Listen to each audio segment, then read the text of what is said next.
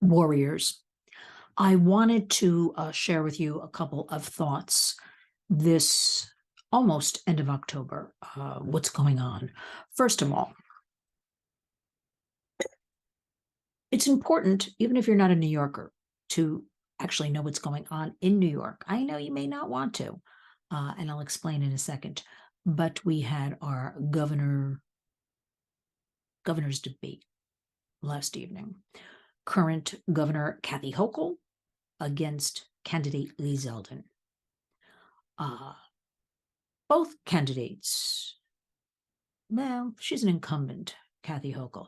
I approached during the year to please get on their agendas just to discuss, have them be made aware of child safety issues.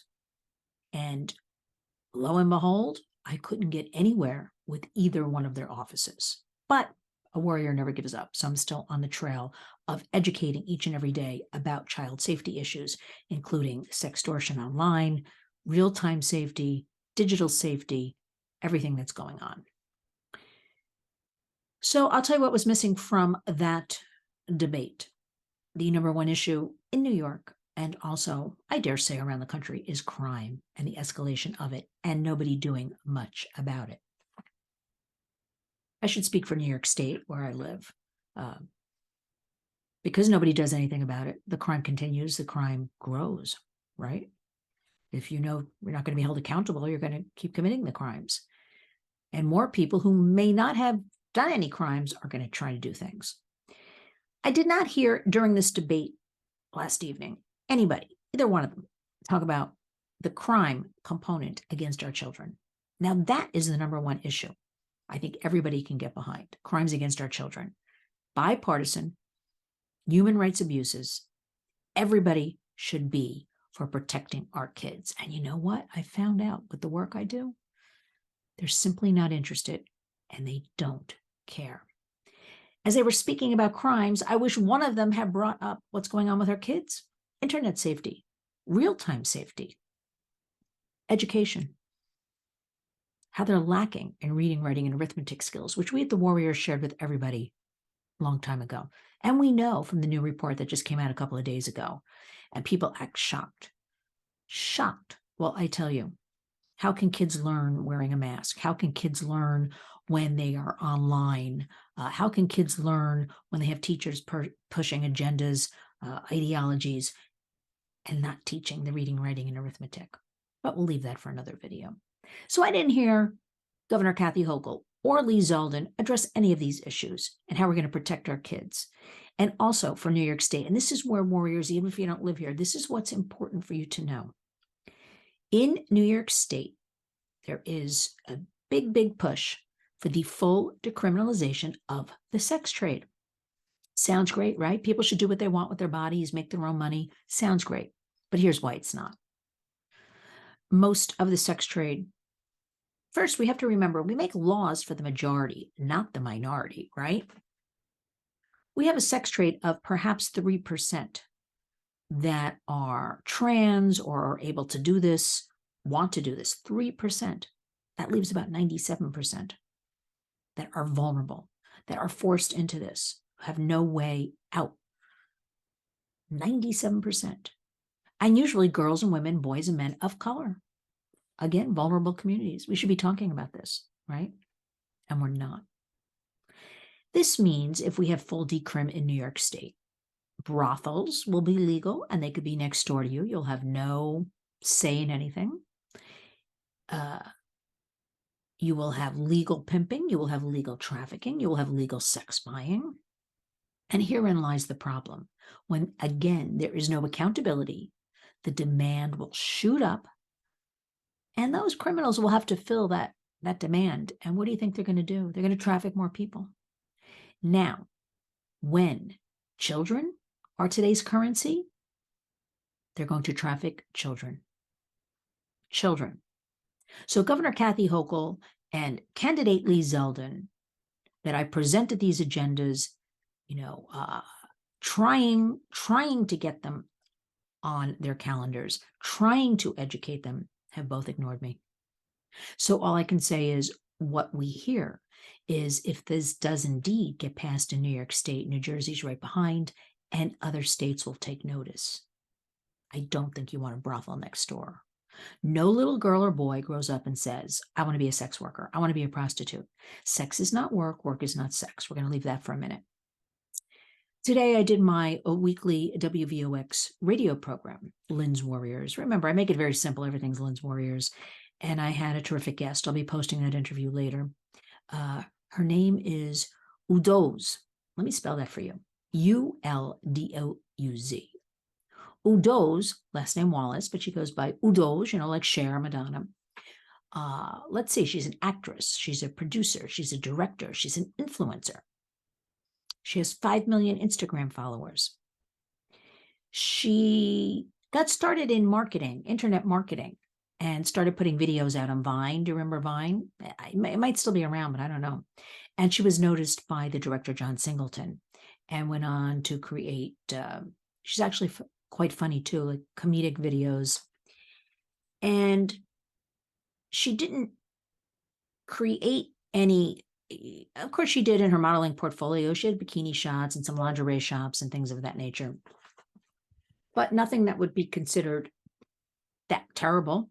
That we don't see girls on the street, actually, because here in New York, I've seen girls on the street in practically lingerie, or should be lingerie, and bikinis. And, there's a normalization for all of that, right? And what happened is a hacker hacked into her photos and 99 other women. He hacked into 100 women.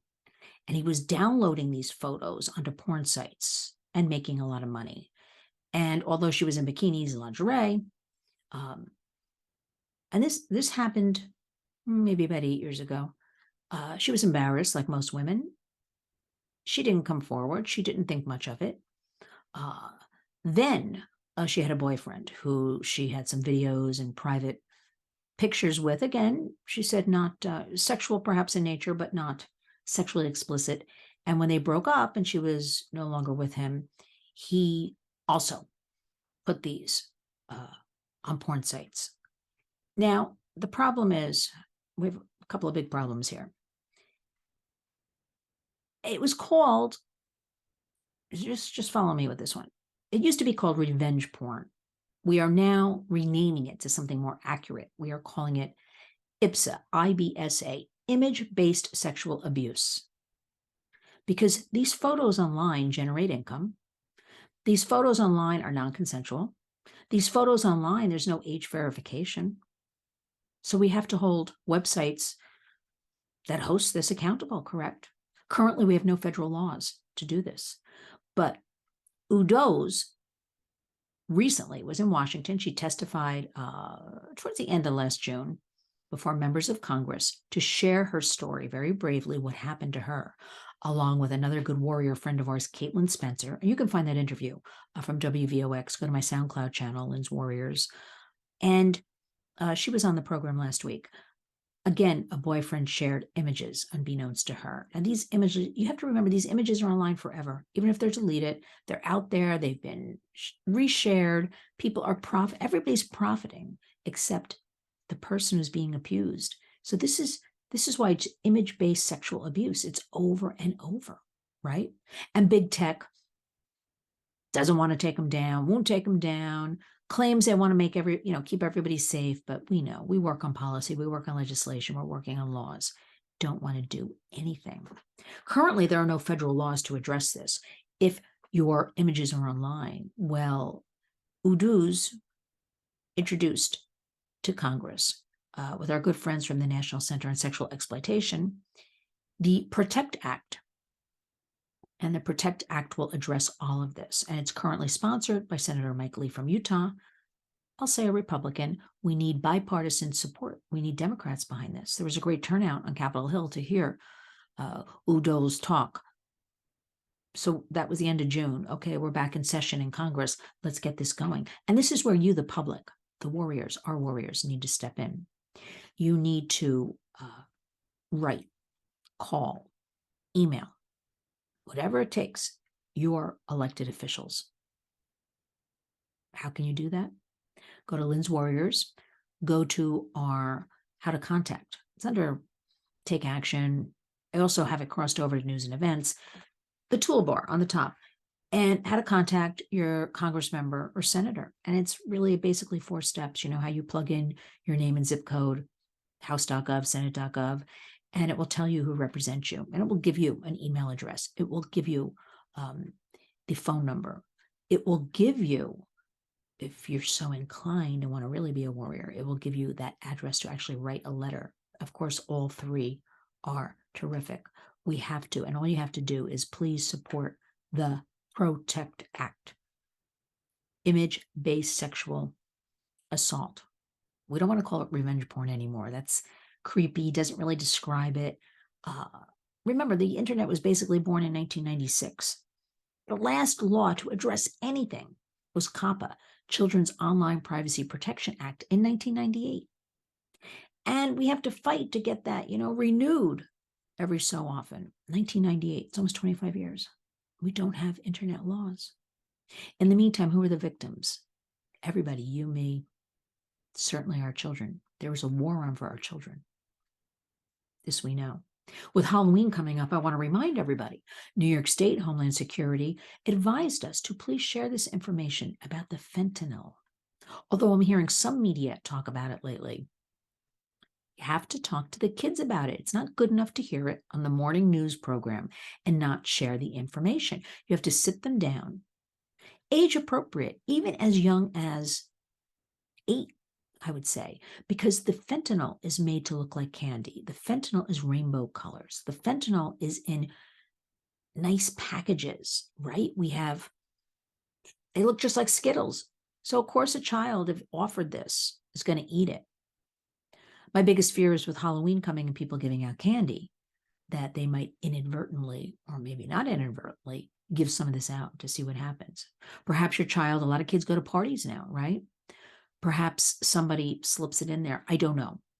But we have to talk to the kids about, unfortunately, I feel like the good old days of filling the pillowcase and going out street to street in the burbs of Jersey as I did as a kid, kind of over, walking around in the dark in costumes and we've got to watch this fentanyl. It is killing. There's not enough anything about it. Now, remember, let's talk about that. When marijuana, which leads into my next little segment I want to discuss with you, when marijuana was legalized, what the heck? The cartels, the drug traffickers had to figure out a new way to make income. What did they do? Fentanyl. Where does the bulk of it come from? Originates in China and then goes through our border very easily. They don't even tell us the half of what's going on that border, what's coming over that border as far as drugs, okay? It's much easier to let me stay focused because there's so much I want to share with you. Now, that's the fentanyl that is killing. No one is exempt. There was just a deputy the other day patting down somebody, and he actually passed out because he touched fentanyl. It is that powerful. It is a killer. So people will always say, well, marijuana is not as bad as fentanyl. Marijuana is okay. We should have legalized weed. Okay. That's fine. But here's what I want to explain to you. The marijuana today and the cannabis products today are so potent compared to those of, for instance, 60s, 70s, 80s. We did not have all these edibles, right? We didn't have all these oils until fairly recently. I saw a good piece on local news here in New York the other night, 2 nights ago. A lot of weed shops have popped up once New York legalized it, which was March 2021. And they were saying, the owners, we're all awaiting our licenses. We don't actually have our licenses yet. They were also saying, nobody ever comes around, no police, no anybody, check up on anything. Therefore, warriors, you know where I'm going with this. Money's always the bottom line. They will stock their stores, not everybody, but a lot of people, with a lot of product to make money, right? If nobody's watching, again, no accountability, people try things, people do things. And again, a lot of these edibles are packaged to, just like the fentanyl, to look very colorful, very exciting for kids. The gummy bears, the the Hershey bar, look like Hershey bars. The kids will eat a whole container of gummy bears, a whole bag of cookies. Therein lies the problem, because the marijuana of today has a potency rate with the THC, the chemical that creates, in your brain, your mental state. I'll leave it at that without giving you a science lecture. The THC levels today are between 90 and 100%. Okay, between 90 and 100%. The THC levels from 70s, 80s, 3 to 4%. Do the research, do the math. Actually, if you sign up for my newsletter, which went out today, go to lynswarriors.org, scroll down on the right side, e-newsletter, sign up for it. I'll be sending it out again in 2 days in the morning. I talk a lot about this marijuana, where I have citations and studies, and you can see. Because when I did a YouTube the other day, a short, marijuana is killing our kids, because it's killing a lot of kids, because I'll tell you what they do. In a percentage of kids, this THC, this levels, and they ingest. We have a crisis across our country where kids are showing up, and you're not really hearing about this, in emergency rooms all over the country with excessive vomiting, with excessive, it's poisoning. It's being poisoned. Their bodies can't handle it. The big thing also is psychosis. And parents are just hearing about this and learning about it now. When it's too late, when they're in an emergency room, or goodness forbid, their child. We have stories of kids trying to kill their parents. We have stories of children jumping off of the roof, out of windows, because the psychosis is so intense and so bad. Now, a child, these are lifelong harms when you damage the brain like that. Remember, a child's brain is not fully developed until they're 25 years old. So there's an easy accessibility today. Everybody, oh, pot's legal. It's fine. It's okay. As a matter of fact, this morning walking in New York, I saw taped to lampposts, free weed delivery and a phone number. Now, do you really think they're going to question, with all these apartment buildings here in New York City, they're going to ask for ID? They're going to, the whole bit. I bet you just pay by PayPal or Venmo or one of these things, and they just, leave it at your front desk, leave it at your front door, wherever you arrange to have it picked up. They're not age verifying, right? The kids are being affected, this psychosis. As a matter of fact, the New York Post had an article, about a week ago, a little less than a week ago, where one doctor in an emergency room in San Diego said that he is seeing 37 cases a week in his emergency for extreme marijuana kind of intoxication, poisoning, psychosis. That's one emergency room. He said when he started in the 80s, there was no such thing as this. So now we're poisoning our kids. So I did this short about it. People went crazy. It's FDA regulated. Give us your citations. Now remember, warriors, when you do a YouTube short, it's 1 minute. You got to sign up for the newsletter where there are citations and more information. But you have to realize, again, there is a war on for our children. They are today's currency. So the marijuana is not, when I talk to a lot of parents and grandparents, they say, oh, they still think it's the marijuana of their day. And the Warriors is in no way promoting marijuana use. But if we're going to have marijuana, remember, anything with kids is illegal. So although the argument will be, okay, well, they have to be, an adult to buy the marijuana, and I know they are figuring out how to buy it easily. I just told you I saw free delivery on a lamppost or two today. I also told you that the packaging, and if shop owners are saying nobody's watching, nobody comes in and questions us, 15-year-old kid can come in, no questions asked, they're going to make the sale. And therein lies the problem. We have a lot of work to do, warriors. So we have all of this going on.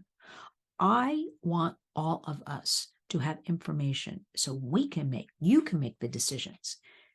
I want to tell you things you may not hear about anywhere else, because nobody wants to talk about any of these issues. I can't figure out why. These are our precious children. Knowledge truly is power. We should want to know. We should want to read. We should want to, research. But we got to talk. It sounds simple, but people aren't doing it. You've got to communicate with your kids. You need to sit down as a family and talk about, we have all these devices in our homes, and you need to discuss how it's all going to be handled. One of the greatest tips, no phones in the bedrooms at nighttime. There are certain safety features and filters that you can turn off a child's phone or a teen's phone during their sleeping hours. Remember, the internet has become an addiction. Again, we have studies to prove this. Your children need their rest. They are being bombarded from every front, right? From society, from big tech, online, real time, right? There's a normalization of the sexualization of our children. Everybody's wrapped up. Drag queen story hour. Kids can't read, write, do math. These poor kids, the entertainment landscape. We have to do better. It's our duty. And I know each and every one of you, because you're listening to this, want to join me and want to help our kids, our future adults, our future leaders, the future of America. So step up, take action.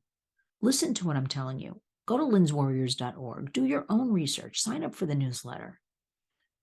I urge, I implore all of you. We have a national crisis on our hands. We have a youth mental health crisis. We have a drug epidemic. We have problems. And what are we going to do about it? We're going to start right now. You're going to take action. And each and every day, you're going to decide. You're going to communicate with your kids. You're going to share information. It's not us versus them. It's we do it together. We come up with a plan together. We include everybody in the family, age appropriately, in this plan, this family digital partnership.